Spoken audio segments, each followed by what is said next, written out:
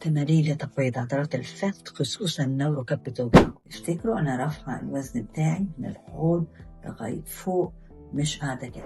أهلا بيكم، أنا سامية علوبة. دلوقتي عايزة أوريكم تمارين لتقوية عضلات الفخذ خصوصا لو ركبتي بتوجعكم. هنعملها واحنا قاعدين، وبرضه بوريها لكم في البيت عشان تشوفوا إن ممكن تعملوها في أي مكان. المهم تبقوا قاعدين على كرسي ثابت وتبقوا مفرودين جنبين عضلات البطن. هتبتدوا بالأول على حسب مدى الوجع بتاع الركبة. لو ركبتي بتوجعني لدرجة إني مش قادر أفرد رجلي وأتنيها، يبقى في الأول لمدة معينة هعمل بس كده. يبقى هرفع رجلي من على الكرسي، الفخذ مع الكرسي هرفعه ما يبقاش لامس الكرسي وأنزله. شهيق قبل ما أرفع الرجل، زفير، شهيق، زفير 8 مرات. وأنا بعمل الحركة دي هحس إن عضلات الفخذ بتشتغل، ممكن أوي تتعب.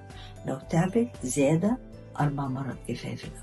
هثبت الرجل، هعمل حركة صغيرة أوي، 1 2 3 4 واريح. الرجل التانية شهيق، زفير.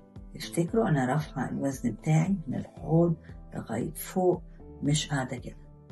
3 شهيق، 4 8 أثبت الفخذ مرفوع عن الكرسي، 1 2 3 4 أنزل. بعدين ممكن أعمل رجل رجل، شهيق، زفير، شهيق، زفير. 3 مرة. خليني خليني خليني، شهيق، زفير، شهيق، زفير.